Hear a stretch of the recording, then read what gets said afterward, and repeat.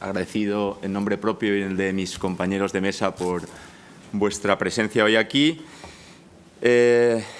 Deciros que durante el día de ayer y en lo que queda de mañana hablaremos o hemos hablado de tecnologías, hablaremos o hemos hablado de liderazgo, hablaremos o hemos hablado de transparencia y hablaremos o hemos hablado de innovación. Pero, queridos y queridas, la pela es la pela. Y aquí estamos para prestar servicios y, además, como decía la canción, de calidad y barato, porque los recursos son limitados y toca ser eficientes en la configuración de esos servicios públicos.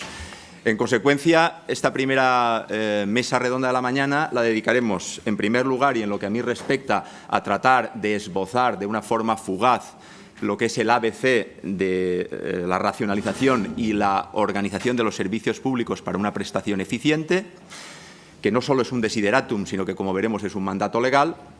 Seguidamente, mis compañeros de mesa, los que presentaré en su momento, con carácter previo a la intervención, hablarán del coste efectivo de los servicios públicos en el particular caso o experiencia de la Diputación de Barcelona y su vertiente asistencial para con los municipios de la provincia. Y, en tercer y último lugar, hablaremos de la experiencia de la contabilidad analítica llevada a término, materializada en la Diputación de Burgos, y también daremos una pincelada a un asunto de rabiosa actualidad, cuál es el de las tesorerías de la Secretaría,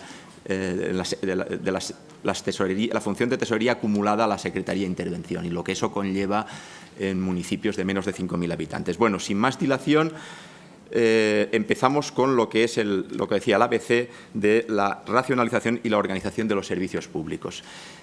Organizar y racionalizar los servicios públicos es, sin duda, una de las grandes tareas de la sociedad moderna, de la administración moderna. Desde luego que con la crisis ha habido una cierta conciencia en la colectividad, no solo en la administración, sino en la ciudadanía, proclive a poner orden en la actividad de la administración pública, pero la realidad es que estamos todavía muy lejos de alcanzar el paradigma de una verdadera gestión inteligente de los servicios públicos. Los criterios de racionalización y organización de los servicios públicos para una prestación en el marco de eficiencia y sostenibilidad de los mismos dista mucho de ser todavía una realidad tangible. Existen básicamente 4 tipos de políticas públicas, ¿verdad? Las regulatorias, las distributivas, las redistributivas y las constituyentes, pero a la administración local, tanto ayuntamientos como diputaciones, municipios y provincias, básicamente le corresponde la distributiva, poniendo el énfasis en el delivery, en la entrega de servicios públicos, puesto que las regulatorias tienen una menor incidencia y las redistributivas, en el caso de las diputaciones, por su presencia hoy en día todavía en la fiscalidad, pues son también casi nulas. Bien, todos identificamos políticas públicas con gasto. O sea, definir una política pública equivale a tener consignación presupuestaria para poder llevarla a término. Muy pocos hacemos política pública con ingresos públicos. Sin embargo, es obvio que el gasto es la materialización del ingreso público. Digamos que no hay gasto sin ingreso. De ahí su importancia, de ahí la importancia de la parte financiera. Si nos remontamos a hace 4 años y vamos al libro verde titulado Los gobiernos locales intermedios en España, un diagnóstico y propuestas para reforzar el valor institucional de las diputaciones provinciales y de los demás gobiernos locales intermedios en el Estado autonómico, es una publicación de la Fundación Democracia y Gobierno Local.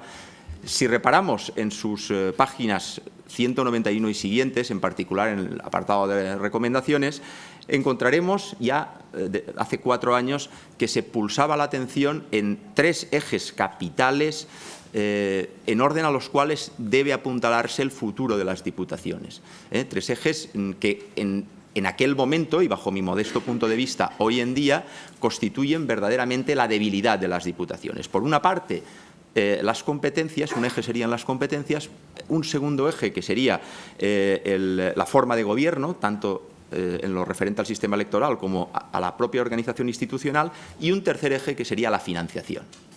Digamos, pues, que determinar un modelo organizativo profesionalizado en las diputaciones, definir cuáles son las competencias propias de las diputaciones y, por último, establecer un marco de financiación no dependiente y vinculado, perfectamente alineado a esas competencias, constituirían la clave del éxito para la reivindicación de las diputaciones en una época de cuestionamiento.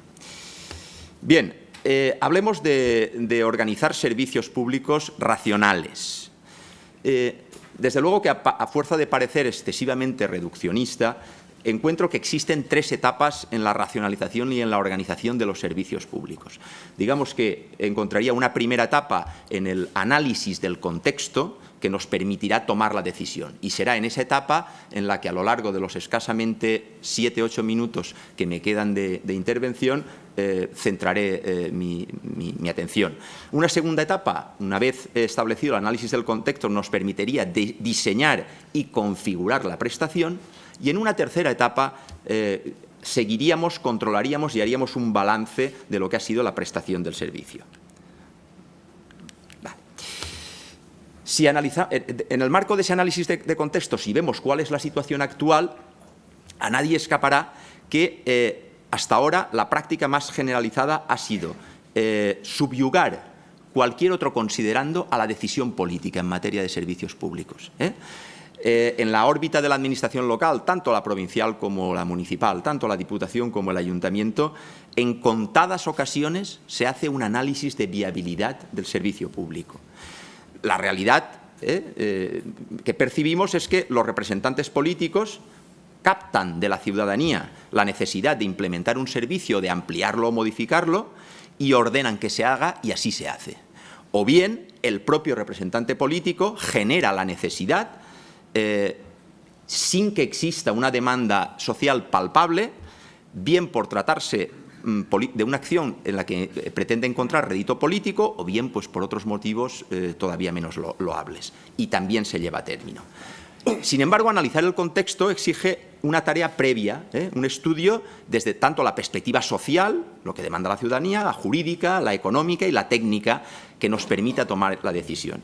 Y yo entiendo que para eso, para esa organización y esa racionalización, es necesario responder a 5 preguntas.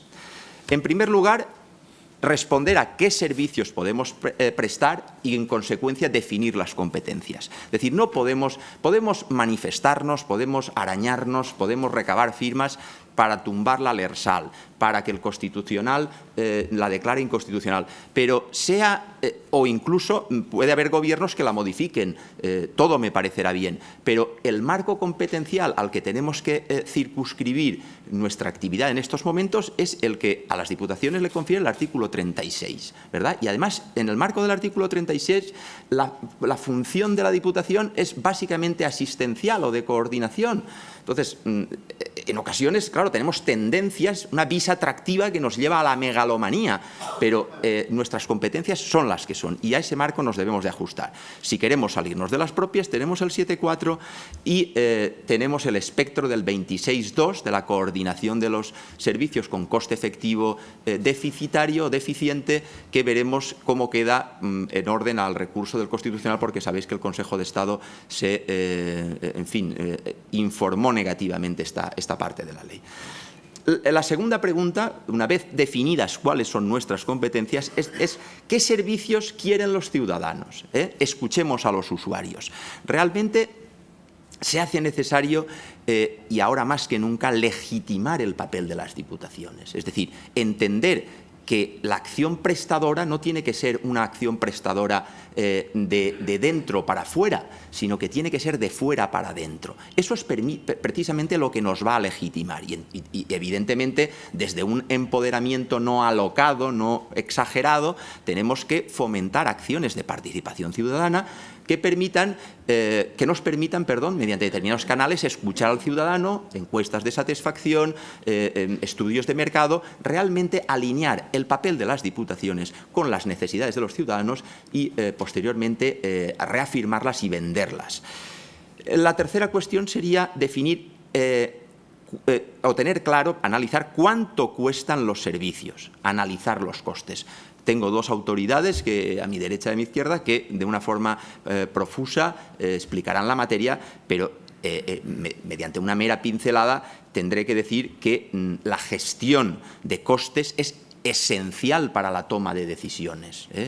Abandonamos los principios de contabilidad presupuestaria, no abandonamos, pero mantenemos los principios de contabilidad presupuestaria y contabilidad económica, y lo que hacemos es dar un paso cualitativo y pasar a la contabilidad analítica, que verdaderamente nos va a dar la radiografía, el análisis de cuál es nuestra situación.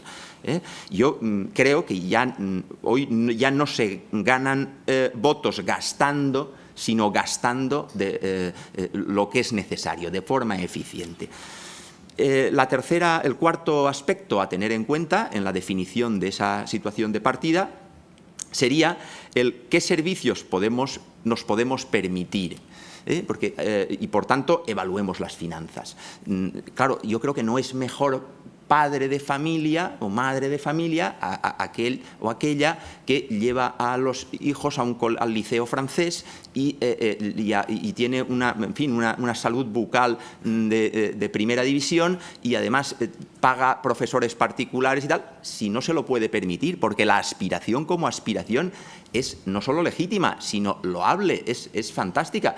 Pero claro, si no se puede pagar, por mucho que la aspiración en esencia sea buena, pues se revierte, es decir, pasa a ser mala, pasa a ser nefasta. Es decir, no podemos sacar un plan para dinamizar el empleo y luego no pagarles a los proveedores, y lo que conseguimos es todo lo contrario, es que cierran las empresas a las que hemos contratado, por poner un ejemplo.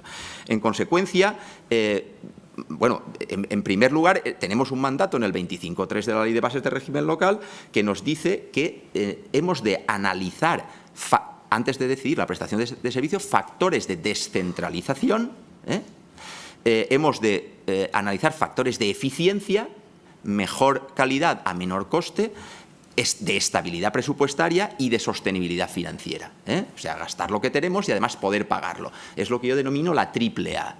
Cuando nosotros tenemos triple A, podemos plantearnos prestar servicios. Porque no se trata solo de tener crédito presupuestario para sostenerlos, sino también de tener dinero para pagarlos. Y en quinto y último lugar, hemos de decidir cómo prestamos los servicios, es decir, elegir la modalidad de prestación.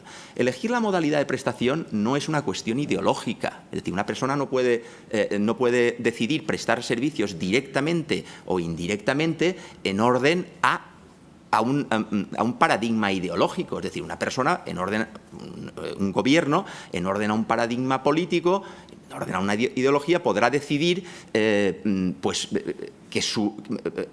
buscar, digamos, la igualdad interviniendo o en sentido contrario, desregulando, que sea el mercado. Ahí está la ideología. Pero decidir prestar por gestión directa con medios propios o con medios auxiliares, o por gestión indirecta, no es una cuestión ideológica, es una cuestión técnica y es una cuestión inteligente. En consecuencia, y siguiendo el mandato del artículo 85.2, la prestación de los servicios ha de gestionarse de la forma más eficiente y más sostenible. Bien, acabo diciendo que nos encontramos en una situación en materia de prestación de servicios, de organización y de racionalización de los mismos, que exige una catarsis. Y esta es una magnífica oportunidad. Parafraseando a Kennedy, ningún reto se halla más allá de la capacidad creadora de la especie humana. A lo cual se sumaría la frase de Einstein, en el sentido de que en tiempos de crisis solo la imaginación es más importante que el conocimiento. Porque si no hacemos esto, pues caemos en la frase de Groucho Marx, en el sentido de que el arte... la política es el arte de buscar problemas, encontrarlos, hacer un diagnóstico falso y aplicar después remedios equivocados. Muchas gracias y buena suerte.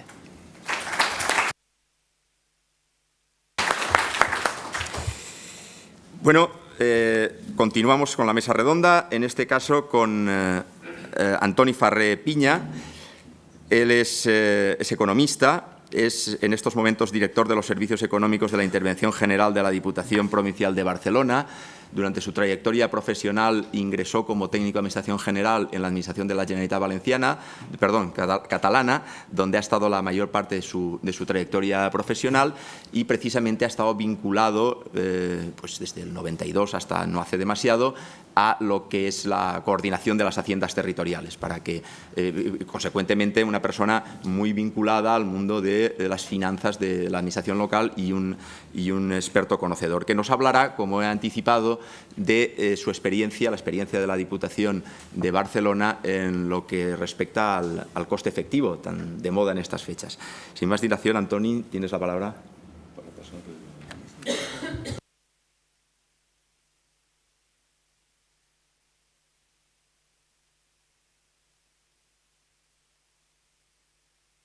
Muy buenos días, muy buenos días. En la intervención de Eduardo me ha mencionado el libro verde de la Fundación Democracia y Gobierno Local. Bueno, la verdad es que me ha gustado esta cita porque resulta que la Fundación Democracia y Gobierno Local está adscrita al sector público de la Diputación de Barcelona. Y la Diputación de Barcelona, cuando tiene que cumplir el principio de estabilidad presupuestaria, bueno, en fin, ya conocéis el tema, pues de los entes que cuelgan, que están sectorizados en administraciones públicas de la Diputación de Barcelona, está la Fundación Democracia y Gobierno Local. Aunque, bueno, no sé si los conocíais o no, pero me ha llamado la atención, porque has citado el libro verde, pues tenemos, en fin, una relación estrecha con ellos de este tipo. Muy bien. Para poder hacer unas pinceladas sobre cómo hemos y cómo pensamos desarrollar el tema del coste efectivo de los servicios en Diputación de Barcelona, quiero hacer un pequeño esfuerzo de contextualización. En la Diputación de Barcelona existe una actividad asistencial en materia económica y financiera que en principio se viene desarrollando de forma bien, vamos a decir, bien delimitada, bien regulada desde el año 2005 a través de un convenio que se preveía hasta 20.000 habitantes, ahora se prevé hasta 30.000 desde el año 2014, que plantea diversos productos o servicios que este convenio facilita gratuitamente a quien lo solicita y se conecta con nosotros. Desde luego, este servicio permite que un universo amplio de municipios de la provincia estén sistemáticamente, vamos a decir, en relación con nosotros. ¿Qué productos básicamente se sirven a través de este servicio de asistencia a la gestión económica local? Pues el primero, que es vamos a decir, el producto estrella, es que con el software de gestión de contabilidad que ponemos a su disposición y con diversos módulos opcionales complementarios, pues llevan la contabilidad pues todos estos municipios. ¿Qué más se les hace? Pues online se dispone de un servicio de soporte técnico para que cualquier incidencia que tengan en la operativa contable puedan resolverla. Puede ser de tipo técnico o puede ser de tipo técnico-contable, es decir, de tipo de software o por algún problema por no conocer el aplicativo, o puede ser estrictamente contable. Se resuelven estos problemas por teléfono. Hay otras, esta es la actividad, vamos a decir, estrella, pero hay otras actividades que tienen bastante trascendencia, como es, por ejemplo, hasta 5.000 habitantes, no hasta 30.000, hasta 5.000 habitantes, la Diputación tiene un programa de realización de inventarios. No sé cómo está el tema en general, pero en la provincia de Barcelona hay muchísimos ayuntamientos que pueden tener un inventario más o menos bien hecho, pero lo que no tienen, o lo que no tenían, porque ahora hay muchos que sí lo tienen, es un inventario vinculado a contabilidad, de forma que sea más o menos corresponda al concepto de inventario permanente, ¿no? Esto es en fin, un producto que lleva mucho trabajo, como podéis suponer, y después hay otros productos más, pero aquí he destacado algunos, pues informes económicos y financieros. Siempre que hay estos informes suelen ser, hay más demanda justo cuando hay cambio de mandato, pero todo a lo largo del mandato muchos, en fin, cuando hay alguien que se encuentra con un problema de cualquier tipo, pues solicita que se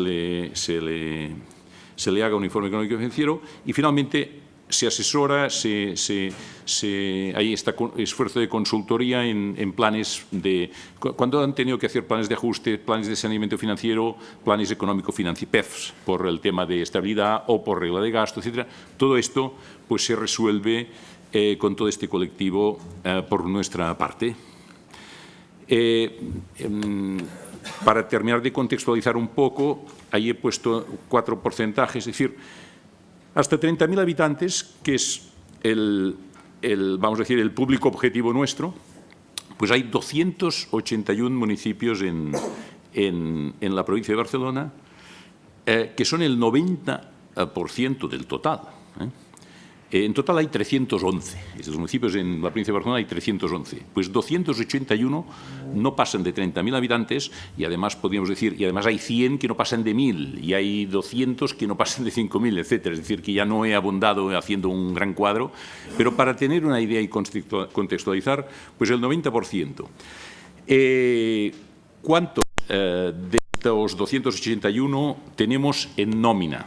Pues 255. 255 están conveniados con la Diputación para todos estos servicios de los cuales hemos hablado. ¿Qué total de la provincia? Pues prácticamente un 82%.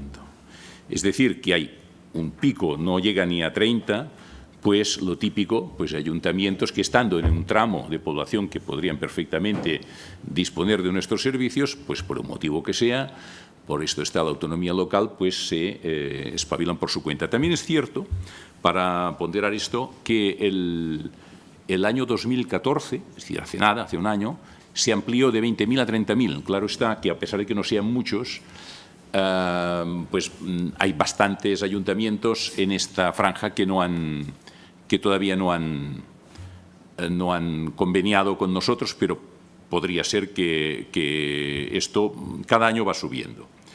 Bueno, aquí que destaco, y entro más en la materia del CES, del coste efectivo, destaco que al hilo también de lo que decía Eduardo, que me ha venido de perlas, los aplicativos contables, presupuestarios y financieros, pues son de general utilización. Es decir, cuando me refiero a estos 255, pues claro, operan con nuestro software, con el programario de la Diputación, y además en red, prácticamente todos en red, algunos en local, pero casi todo el mundo en red, y esto funciona de maravilla. Pero claro, solo el usuario solo tendría que activar y claro, y alimentar el módulo de costes. Bueno, pues el módulo de costes, si hablamos de 255 que tienen contabilidad de la Diputación, el módulo de costes no llegan a 30. No llegan a 30. Es decir, y esto hace años. Es decir, no es algo que... Es que este módulo se puso en marcha. No. Esto ya existía desde el principio y no hay, digamos, manera de que la gente se pongan de acuerdo para utilizarlo. Es muy minoritario, muy minoritario.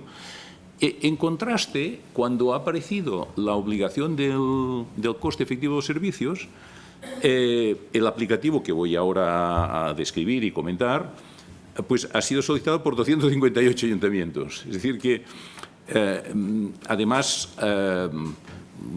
voy siguiendo, no todos los municipios, 258 municipios, se corresponden exactamente con los 255 que están en el... Y ahora explicaré por qué. Bueno, el coste efectivo, yo es que doy por supuesto que la gente ha tratado este tema, más o menos. Nació con la RSAL, está en el 116 de la Ley de Bases.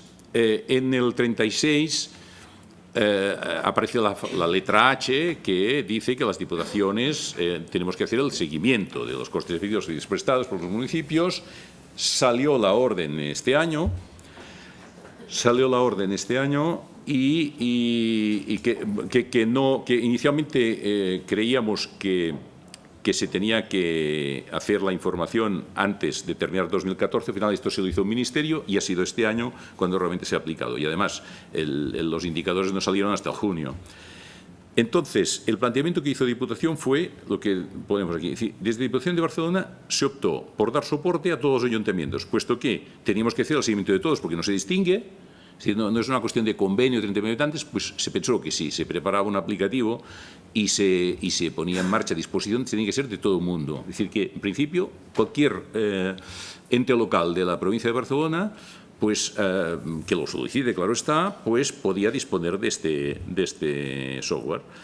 Y el proyecto CES es el concepto en que hemos metido este instrumento, pero a la vez nos proponemos aprovechar aquello de que el Pisuerga pasa por Valladolid, ¿verdad? El Pisuerga pasa por Valladolid. Pues vamos a aprovechar que no hay más remedio para cumplir la ley que hacer, vamos a decir, un estudio de costes sui generis, para cumplir antes del 1 de noviembre de cada año con esta obligación.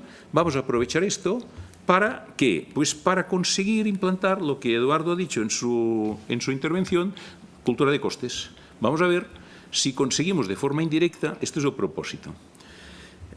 Bueno, como sabéis, claro, el coste efectivo, pues no expresamente la orden dice que no es. Esto, claro, esto ha creado a los expertos, o a los que casi somos expertos, nos ha creado bastante confusión, porque, claro, resulta que ya hay una legislación clara, una reglamentación clara de cómo llevar contabilidad de costes en la administración pública y además se ha de utilizar pues, para la memoria de costes, y también hay el tema de cómo las tasas, cómo se calculan los precios públicos y claro, dime.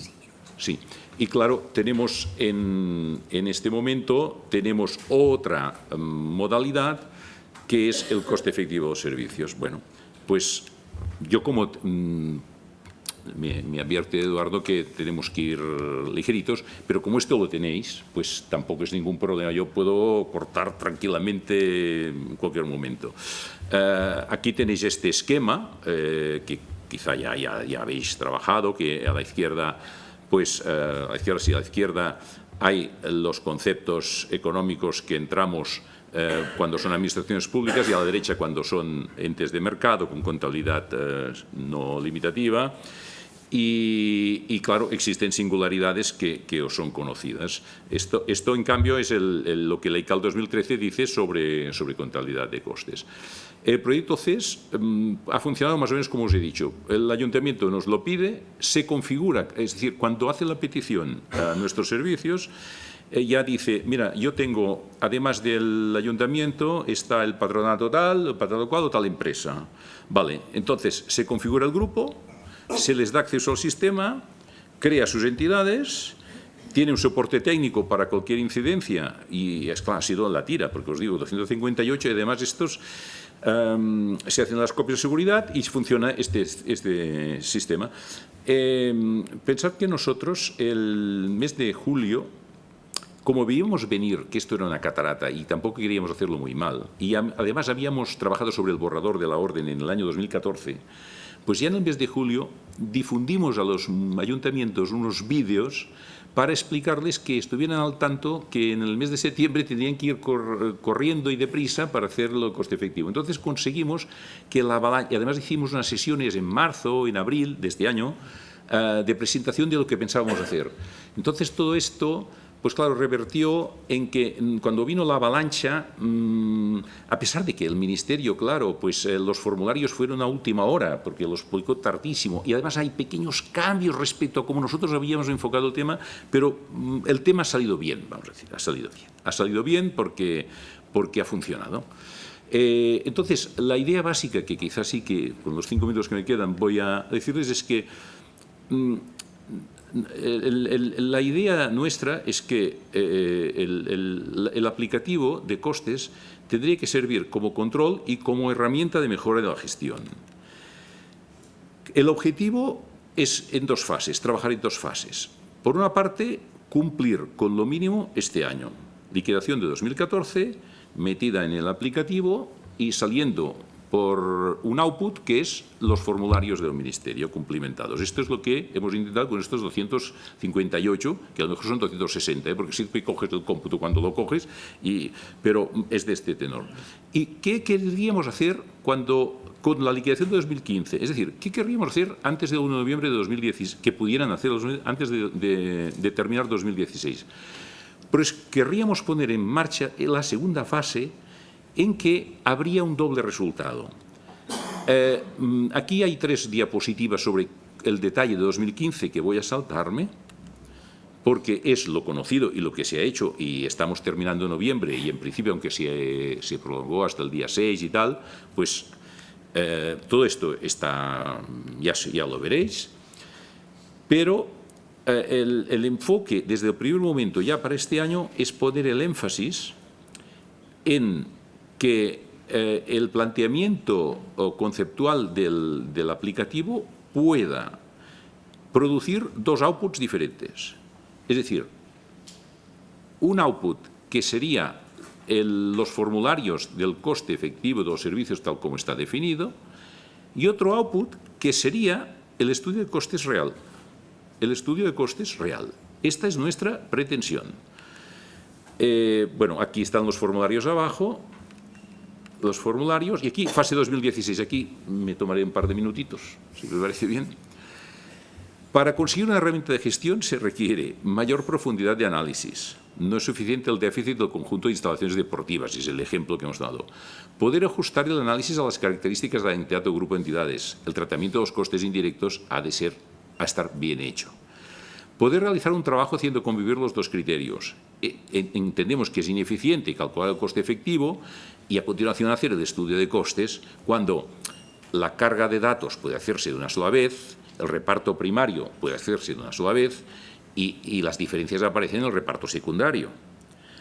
Por consiguiente, aunque solo sea obligatorio a partir de 2017 para las entidades mayores de 50.000 habitantes, como es una buena herramienta y nosotros observamos que el módulo de costes no es utilizado, vamos a ver si a través de este sistema conseguimos que la mayoría de ayuntamientos de la provincia acaben teniendo disponible la herramienta de costes de forma que pueda haber un feedback, influir en la gestión, en la mejora de la gestión. Este es el propósito. A ver si tengo alguna otra diapositiva así bien ilustradita por ahí. Bueno, pues sí. El primer paso es mantener la estructura de coste del efectivo, pero convirtiendo cada ámbito de servicios en transparente, de forma que cuando entramos los datos podamos indistintamente decir, ¿es coste? Vale, ¿es coste efectivo o es coste a efectos reales? Y una vez determinado esto, podemos proceder al reparto secundario. Eso es lo que os acabo de decir. Pensad que el coste efectivo, lo sabéis, pero por la cabeza del ayuntamiento no se computa. Es decir, los programas 9 no están porque no están. Entonces, hay, por ejemplo, nosotros hemos tenido problemas en Diputación porque nosotros, administraciones sectoriales, es decir, políticas sectoriales, pues las tenemos muy centralizadas. Esto ocurre en otras partes. Entonces, esto da un problema, es que no se reparte todos los costes. Es decir, no es un sistema de costes completo, evidentemente. Y además hay otras diferencias muy significativas que están un poco ilustradas y quizás puestas. Bueno, este es el esquema que os he dicho verbalmente. Orígenes de datos, reparto primario único, costes primarios del coste efectivo, es decir, marcar lo que toca que vaya arriba, costes primarios del coste real, lo que va abajo, reparto secundario para un objeto y para otro objeto. Pero claro, aquí hay mucha eficiencia comparando porque el principio es único. Esto sigue con más detalle, es decir, lo sencillo, os dais cuenta, a la izquierda el coste efectivo es muy sencillo, porque claro, el reparto indirecto está hecho Pues nada, es proporcional, es un simple porcentaje. Claro, el coste real requiere una imputación de costes auxiliares e indirectos pues bien hecha. Y aquí tengo 2 o 3 ejemplos, y con ello voy terminando. Terminamos, ¿eh? Muy bien. Pues de que habréis observado que en cierto ámbito el coste efectivo y el coste real se parecen mucho, pero si tenemos en cuenta, por ejemplo, este ejemplo, si tenemos en cuenta los ingresos, porque claro, el coste efectivo no habla para nada de ingresos, con lo cual si tenemos en cuenta los ingresos resulta que el mismo ejemplito que tengo aquí, en coste efectivo voy a informar que son 290.000 euros, en coste real me salen 87.000, claro, para gestionar no tiene nada que ver una cosa con la otra.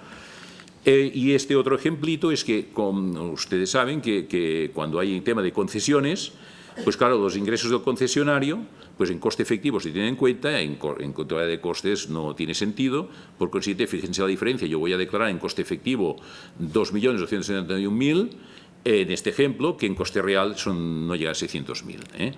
Y bueno, y nada más, y muchas gracias, en fin. Muchísimas gracias, Antoni.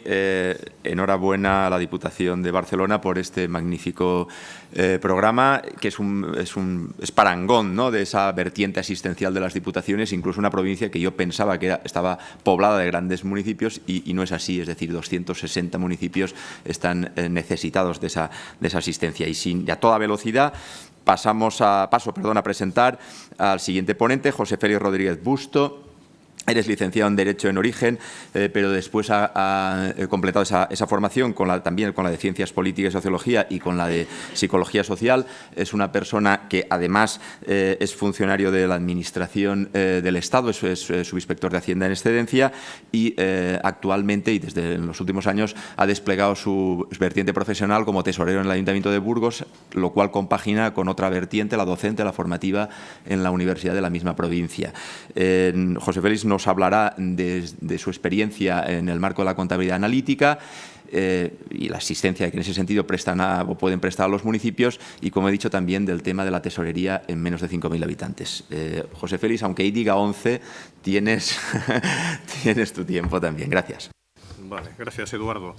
Antes que nada, y como no puede ser de otra forma, pues agradecer a los organizadores, yo creo que por una brillante iniciativa, especialmente pues a la Diputación de Castellón y al Club de Innovación y, por supuesto, con la colaboración del INAP y de lo que es Gestiona, lo que en definitiva es Público, que hacen posible estas jornadas. Yo creo que es un foro único y sí que es una buena referencia que debemos tener presente para las diputaciones, para todas las dificultades que ahora se plantean, para esa incertidumbre, pues bueno, aprovechar estos foros, intentar que sean algo permanente y que sea un vehículo de unión y un nexo pues en el que podamos de alguna forma trabajar juntos, porque, repito, las diputaciones es algo que todos conocemos, están extraordinariamente cuestionadas. Yo soy personalmente consciente que hay que replanteárselo, que hay que ver cuál es el tema de competencias, que probablemente haya que tomar decisiones, pero si somos justos y somos objetivos, la conclusión es que no puede ser otra que lo que hay que hacer es potenciarlas. Realmente aquí estamos hablando, y va a ser solo un minuto, de lo que es la realidad provincial en España. Hemos hablado de que todos son municipios pequeños.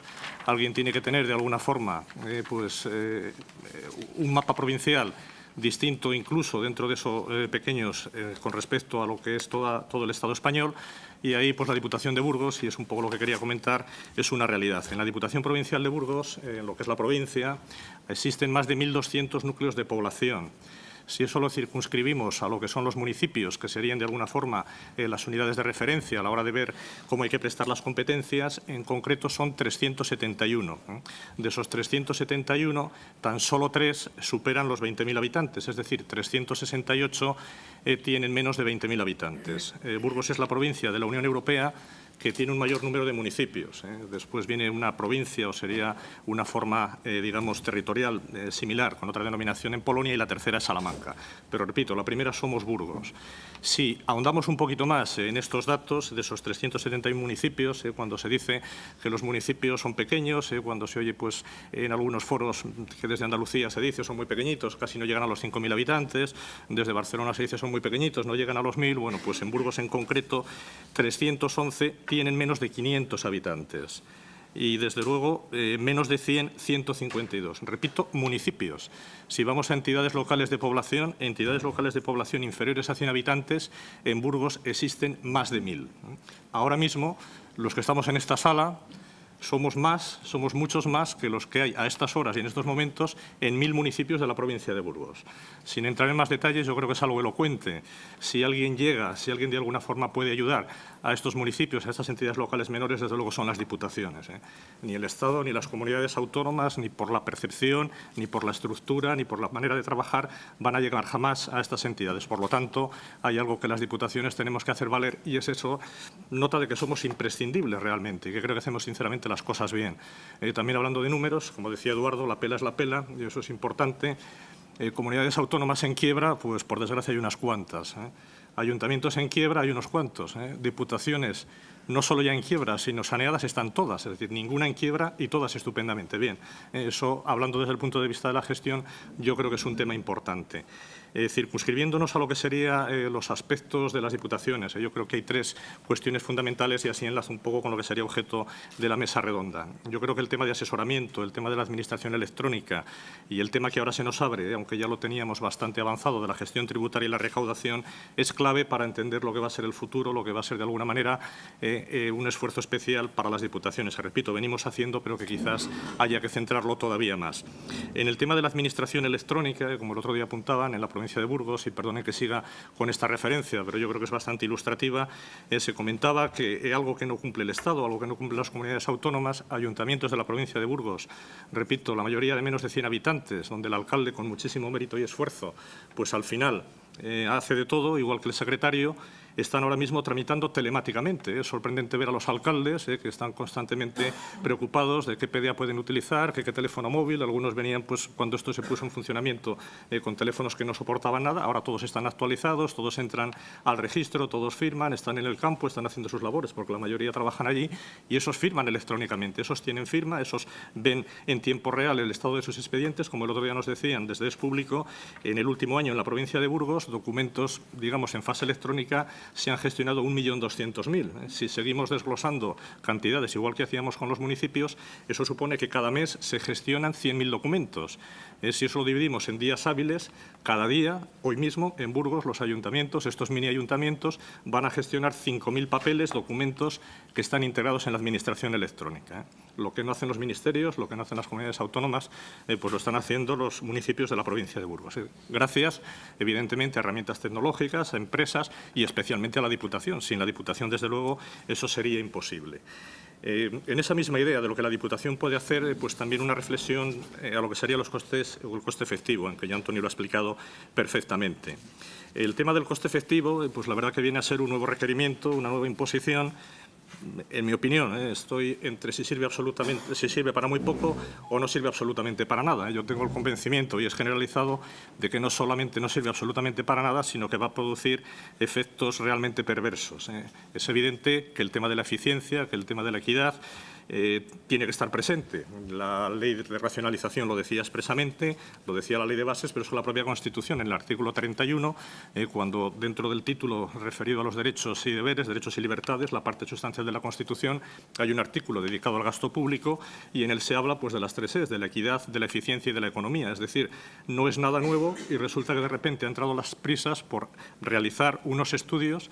Hay que pensar que desde las diputaciones, desde organizaciones grandes, pues bueno, hay medios para hacerlo, pero pensando en esos ayuntamientos pequeños, donde hay un único secretario que lleva 3, 4, 5 municipios, claro, hablarle de costes efectivos, pues es una auténtica locura. Gracias a Dios, y un poco también lo que apuntaba Antoni, desde las diputaciones se le ha dado cobertura. Desde la Diputación Provincial de Burgos, todos los ayuntamientos han podido presentar la documentación, han podido entrar en esa, pues maldita, por decirlo de alguna manera, plataforma en la que hay que colgar tantísima información, que trae locos a todos los interventores y secretarios interventores, y se ha cumplido. Otra cosa es que se ha cumplido, pues como dice la norma.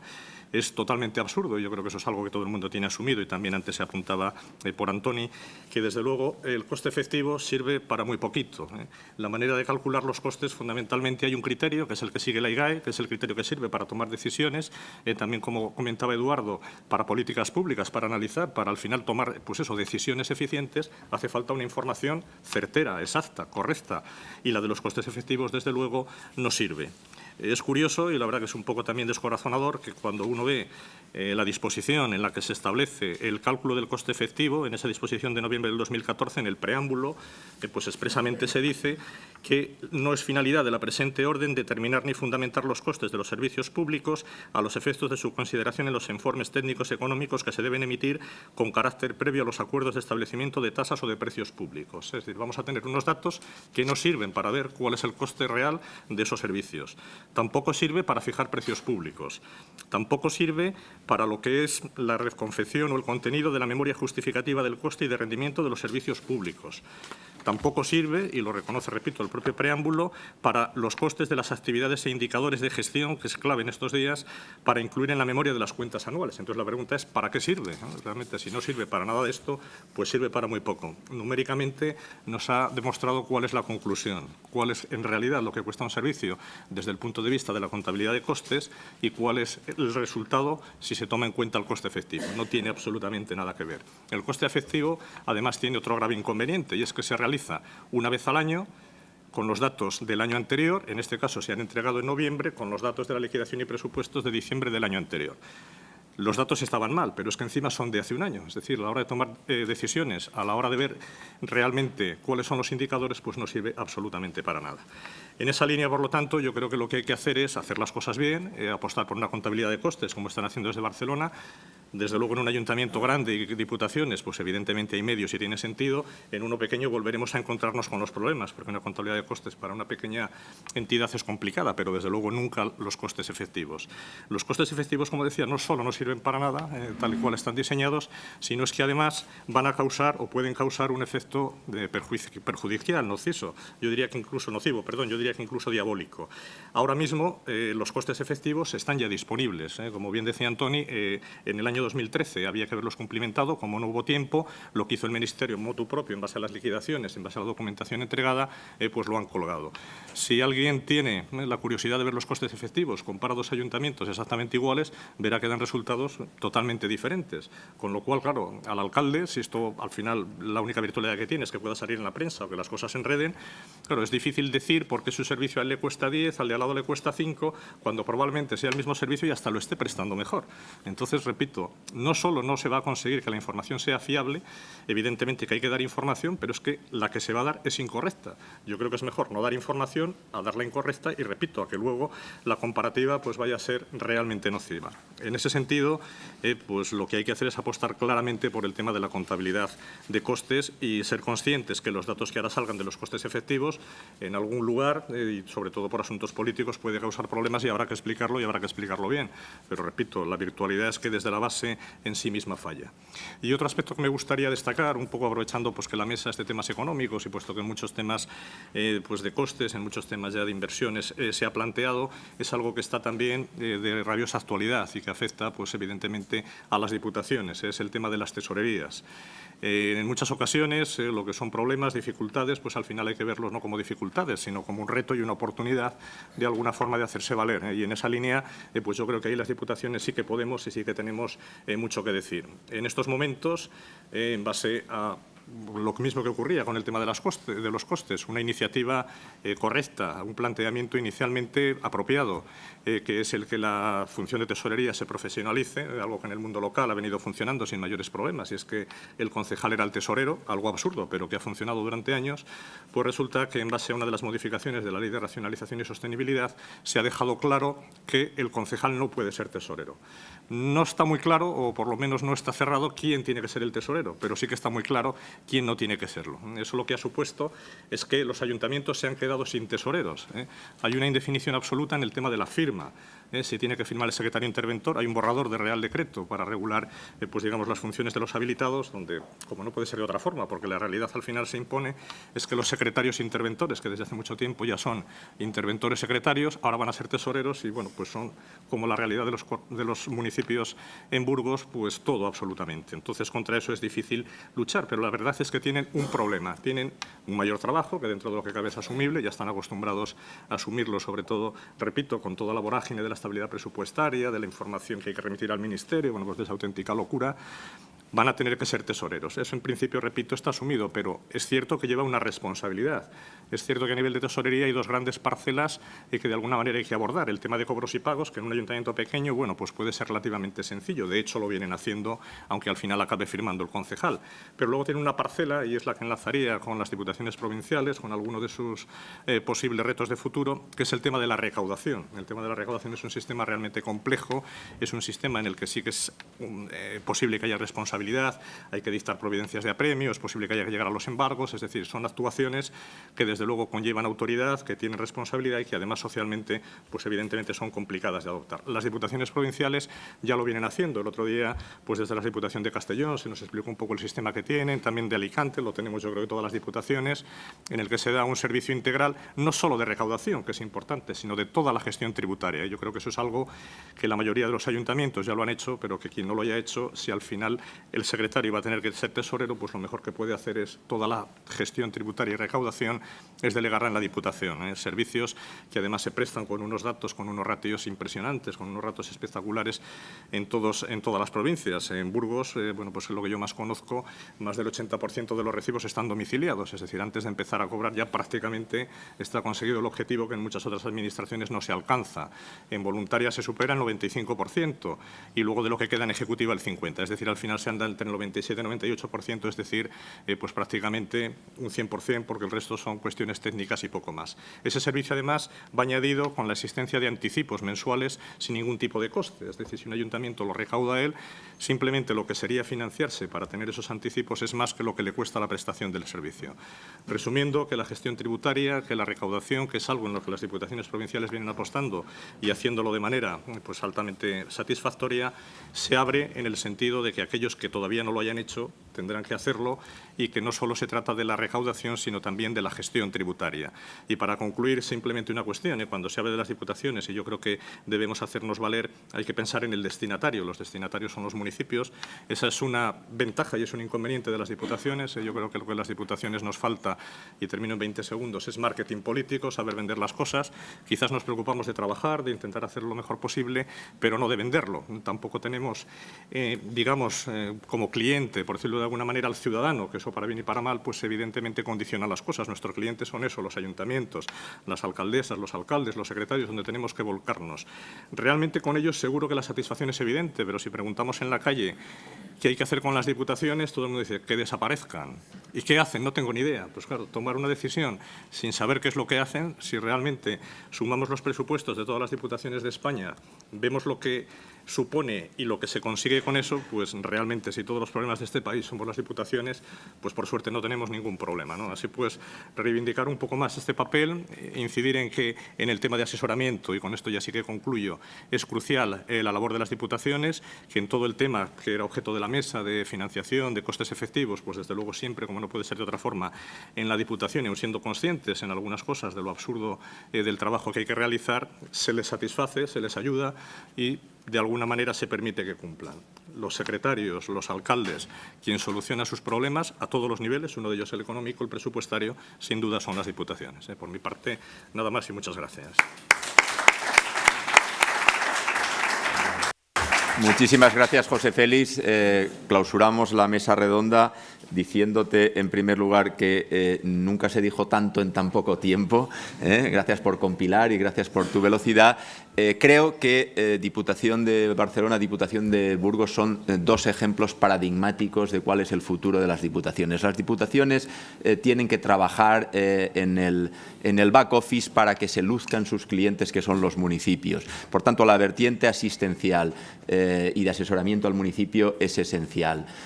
Y aparte de eso, como dije ya en mi intervención y si ha sido refrendado, es imprescindible que esa función se reivindique adobada con el consiguiente marketing.